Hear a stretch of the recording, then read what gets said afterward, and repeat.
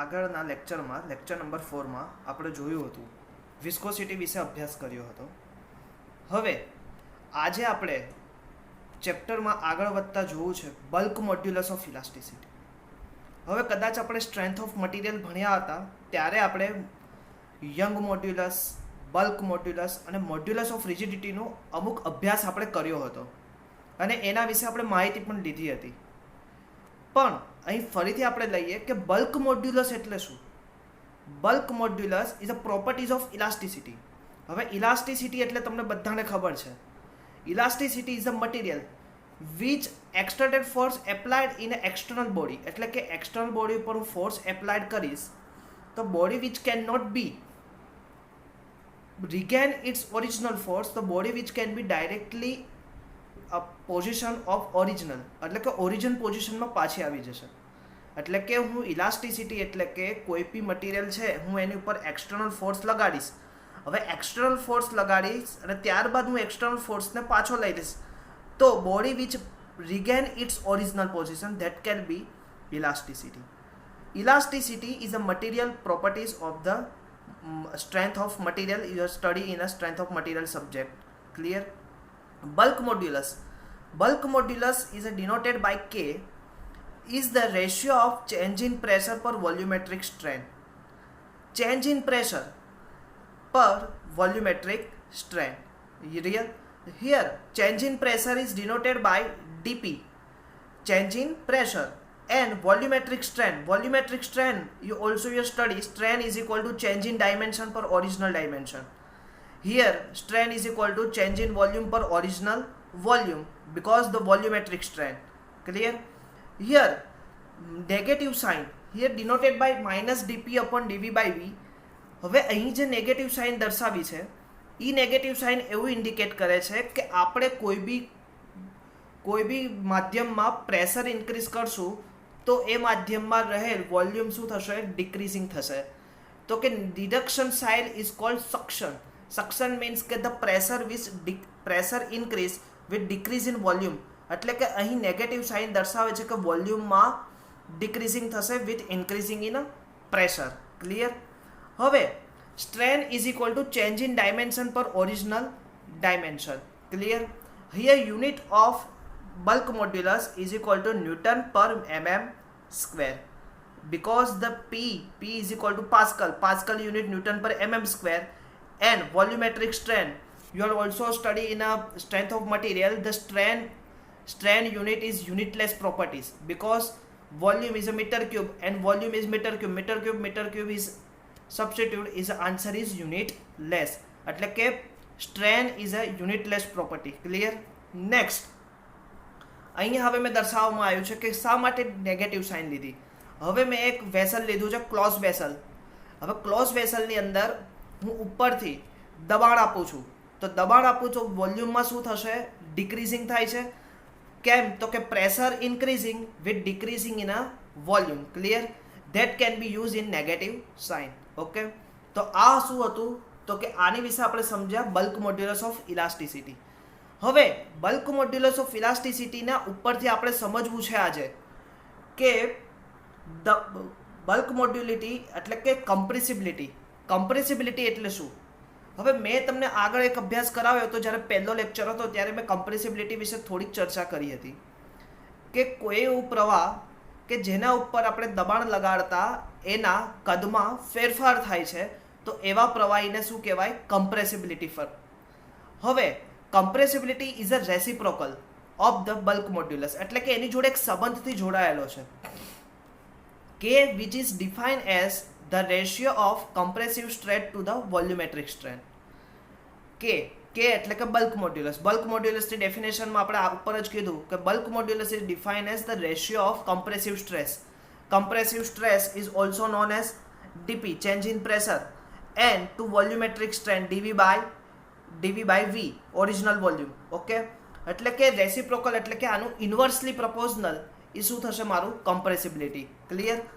દબાણની વધઘટ સાથે ફ્લુઇડના કદમાં થતા ફેરફારને ફ્લુઇડની કમ્પ્રેસિબિલિટી કહે છે. Compressibility is denoted by beta is equal to minus change in volume અથવા તો વોલ્યુમેટ્રિક સ્ટ્રેન પર shear stress. Clear? The unit of this material compressibility Newton upon mm square is also denoted by B is equal to 1 upon K. Is a bulk compressibility is inversely proportional to the bulk modulus or modulus of elasticity. Clear? The two properties, the last property is the study here, modulus of elasticity, bulk modulus, and also one is study is compressibility. Clear? Next, vapour pressure. હવે તમે બધાએ જોયું હશે vapour એટલે કે બાષ્પ. બાષ્પનું પણ એક પ્રેશર હોય છે.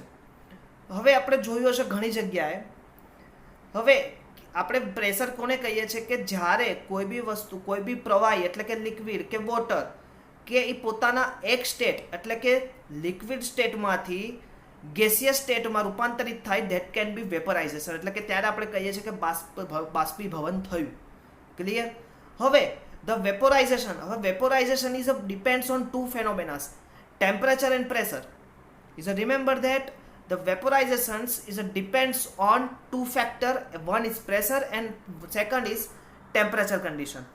હવે vaporization occurs because of continuous escaping of molecules through the free liquid of the surface. હવે અહીંયા શું કહેવા માંગે છે કે પ્રવાહીની સપાટી ઉપર એટલે કે એક પાત્ર હોય, પાત્રની સપાટી ઉપર અણુઓના સતત બહાર નીકળવાના કારણે બાષ્પીભવન થાય. હવે તમને બધાને ખબર છે કે ખુલ્લું ચેનલ છે, ચેનલ બાય સપોઝ આપણે એક નદી લઈએ, નદીનું જ ઉદાહરણ લઈએ તો કે ઉનાળાની ગરમીમાં શું થશે, બાષ્પીભવનની ક્ષમતા કેવી થશે, એફિશિયન્સી ઓફ બાષ્પીભવન વધતું જશે. કેમ? તો કે ટેમ્પરેચર ઇન્ક્રીઝ થશે એટલે કે પ્રવાહીની સપાટી ઉપરના અણુઓ વચ્ચે શું થશે, પ્રેશર ક્રિએટ થશે અને આ પ્રેશરને લીધે શું થશે, વેપોરાઇઝેશન થશે. ક્લિયર? એટલે કે પ્રવાહીની સપાટી ઉપર અણુઓના સતત બહાર નીકળવાના કારણે બાષ્પીભવન થાય છે. હવે આપણે બાષ્પીભવન એટલે કે વેપર પ્રેશર વિશે આપણે ડિટેલ અભ્યાસ કરવો છે. હવે એની માટે શું કરશું, એક આપણે બંધ વેસલ લેશું. બંધ વેસલની અંદર આપણે 20 ડિગ્રી ટેમ્પરેચર ધરાવતું પાણી, 20 ડિગ્રી ટેમ્પરેચર ઉપર આપણે આ પ્રેક્ટિકલ કરવાનું થશે. Temperature of liquid 20 degree Celsius અને પ્રેશર ઇઝ એટમોસ્ફિયરિક એટલે કે જે કુદરતી વાતાવરણ એટલે કે નેચરલ જે એટમોસ્ફિયરિક પ્રેશર છે 22.2 બાર એ આપણે કન્સિડર કરશું. હવે ક્લોઝ વેસલની અંદર ભર્યું છે. વેન વેપોરાઇઝેશન ટેક પ્લેસ, હવે જ્યારે વેપોરાઇઝેશન થશે the molecular escape from free surface of the liquid. હવે જ્યારે વેપોરાઇઝેશન થશે ત્યારે પ્રવાહીની ઉપરની સપાટીના અણુઓ શું થશે, ઉપર આવશે અને ફ્રી સરફેસ ઉપર જવાનો પ્રયત્ન કરશે. એટલે કે આ બધા અણુઓ ક્યાં જમા થશે, વેસલની સપાટી ઉપર અને વેસલની સપાટી અને પ્રવાહીની સપાટીના વચ્ચેના ભાગ ઉપર આ બાષ્પ બધી જમા થશે. This accumulated vapor exerted on pressure on liquid surface. This accumulated pressure exert a pressure on liquid surface. This pressure is known as vapor pressure. હવે કે જે આ પ્રેશર આપણે જોયું કે ક્યાં જમા થઈ, તો કે વેસલની સપાટી ઉપર એટલે કે બાઉન્ડ્રી ઉપર અને જે સપાટી હતી ખુલ્લી પાણીની એ સપાટીથી આપણે વેસલની વચ્ચેની જગ્યા જમા થઈ. આ જે બાષ્પ છે, આ જે વેપર છે શું કરશે, પ્રવાહીની સપાટી ઉપર એક બાષ્પ ક્રિએટ કરશે અને આ જે બાષ્પ ક્રિએટ કરે that is called vapour pressure. Clear? ફરીથી કે પ્રવાહીની સપાટી, હવે આપણે પહેલાં શું કર્યું હતું, એક બંધ પાત્ર લીધું હતું. હવે આ બંધ પાત્રની અંદર આપણે શું કર્યું હતું, બંધ પાત્રને 20 ડિગ્રી ટેમ્પરેચરે પાણી નાખ્યું હતું અને એટમોસ્ફિયરિક પ્રેશર કર્યું હતું. આ પ્રેશર પછી શું થશે, પ્રવાહીના અણુઓ શું થશે, બાષ્પ થવાનું શરૂ કરશે. કેમ કે 100 ડિગ્રી ટેમ્પરેચરે શું થાય, બાષ્પ શરૂ થાય એટલે કે બાષ્પનું રૂપાંતરિત થવાનું શરૂ થશે અને આ બાષ્પ શું થશે, વેસલની ઉપરની જે વેસલની ખુલ્લી સપાટીથી નીચેની બાજુએ જે છે ત્યાં જમા થશે. આ બાષ્પ એક લેવલ પછી શું કરશે, પ્રવાહીના અણુઓ વચ્ચે એક પ્રેશર ક્રિએટ કરશે. આ જે પ્રેશર છે એને શું કહેવાય, વેપર પ્રેશર. નેક્સ્ટ, કેવિટેશન. હવે કેવિટેશન એટલે કે પોલાણ. હવે તમે આપણે બધાએ ઘણી વખત જોયું છે કે પ્રવાહીના ઉપર એક પરપોટો થાય અને આ પરપોટાનું લીધે એક પોલાણ સર્જાય છે, કેમ કે પ્રેશર કરે છે આજુબાજુના પ્રવાહીના અણુઓ વચ્ચે. That pressure that called is cavitation. Following liquid in a system, if the pressure at any point in the following liquid become equal or less than the vapor pressure, the vaporization of liquid start. The bubble of this vapor are carried by the following liquid into region of high pressure, where they collapse, giving rise to high impact pressure. This pressure developed by the collapsing bubble is so high that the material from the adjoining boundary get eroded and cavities are formed on them. This phenomena is known as cavitation. Clear? એટલે કે જે bubble હોય એ બબલને લીધે આજુબાજુની boundary શું થશે? ઇરોડેડ થશે, અને આ ઇરોડેડ બાઉન્ડ્રીને લીધે એક પોલાણ સર્જાશે. આ પોલાણને આપણે શું કહીશું? Cavitation. Clear? Vapour pressure and cavitation also is a one properties of fluid. Clear? Next, હવે આજે આપણે લગભગ બધી જ પ્રોપર્ટી વિશે બેઝિક અભ્યાસ આપણે કરી લીધો. તો પહેલા લેક્ચરમાં આપણે જોયું હતું કે ટાઈપ્સ ઓફ ફ્લુઇડ વિશે ભણ્યા હતા. બીજા લેક્ચરમાં આપણે જોયું હતું કે પ્રોપર્ટીઝ વિશે આપણે ડિટેલ અભ્યાસ શરૂ કર્યો હતો. ત્રીજા લેક્ચરમાં આપણે કેપિલારિટી વિશે અને સરફેસ ટેન્શન વિશે ભણ્યા હતા. ચોથા લેક્ચરમાં આપણે હમણાં જ નેક્સ્ટ લેક્ચર એટલે કે આની પહેલાંનું જ લેક્ચરમાં આપણે વિસ્કોસિટી વિશે ડિટેલ અભ્યાસ કર્યો હતો. ન્યૂટનિયન વિસ્કોસિટી વિશે ભણ્યા હતા. હવે આપણે એ સ્ટેજ ઉપર આવી ગયા છીએ કે જે મેં લેક્ચર નંબર 1માં એક ટોપિકને મેં કીધું હતું કે પાછળથી હું કન્સિડર કરીશ, અને એ ટોપિકનો સમય અહીંયા છે કે ટાઈપ્સ ઓફ ફ્લુઇડ. કે ટાઈપ્સ ઓફ ફ્લુઇડ કેટલા હતા ત્યારે મેં ખાલી ડિટેલ ચર્ચાઓ કરી હતી, પણ આજે આપણે એને વિસ્તૃતપણે સમજશું તો કે ટાઈપ્સ ઓફ ફ્લુઇડ આપણે કેટલા છે. તો હવે ટાઈપ્સ ઓફ ફ્લુઇડ, હવે ટાઈપ્સ ઓફ ફ્લુઇડ મેં પહેલાં કીધું ideal fluid, Newtonian fluid, non Newtonian fluid and ideal plastic fluid. હવે અહીં મેં એક ગ્રાફ ડ્રો કર્યો છે, the velocity gradient versus shear stress. Clear? Velocity gradient is also known as shear strain du by dy is equal to d theta upon dy. You also known as Newtonian slope theory is a study of next lecture viscosity, and one side is shear stress tau. Clear? Ideal fluid. હવે ideal fluid sir કોને કહેવાય?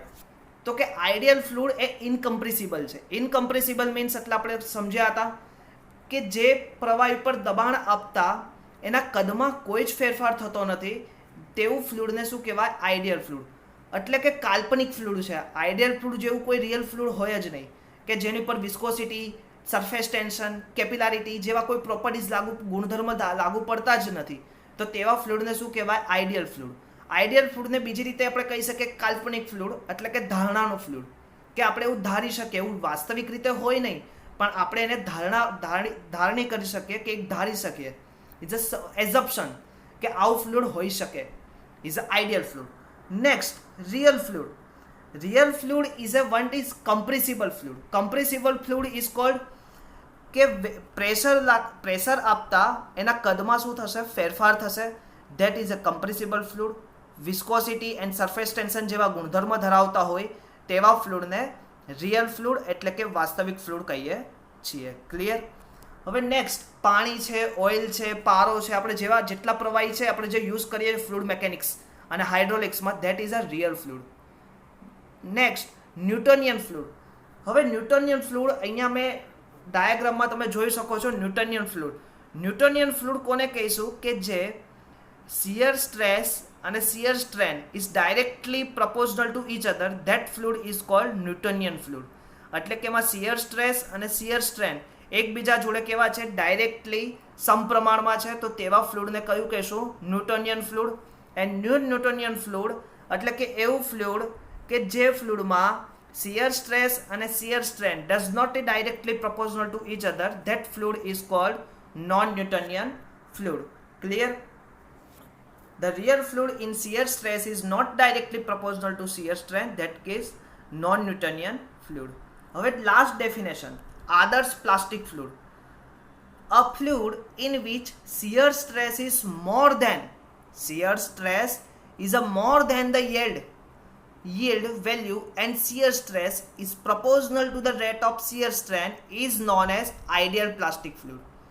એટલે કે shear stress નું મૂલ્ય yield કરતાં પણ વધારે હોય તેમજ શિયર સ્ટ્રેનના સમપ્રમાણમાં હોય, એટલે કે શિયર સ્ટ્રેસ એ શિયર સ્ટ્રેનના સમપ્રમાણમાં હોય તો કે આવા ફ્લુઇડને આપણે આદર્શ પ્લાસ્ટિક ફ્લુઇડ કહીએ છીએ. ફરીથી, in which shear stress is more than the yield value and a shear stress is proportional to the rate of shear strain is known as ideal plastic fluid. એટલે કે શિયર સ્ટ્રેસનું મૂલ્ય yield કરતાં વધારે હોય તેમજ શિયર સ્ટ્રેસ એ shear સ્ટ્રેનના સમપ્રમાણમાં હોય તો આવા ફ્લુઇડને આઇડિયલ પ્લાસ્ટિક ફ્લુઇડ કહે છે. ઠીક છે, તો આજે આપણે શેનો અભ્યાસ કર્યો તો કે vapour pressure, cavitation, bulk modulus, compressibility and types of fluid વિશે આપણે અભ્યાસ કર્યો.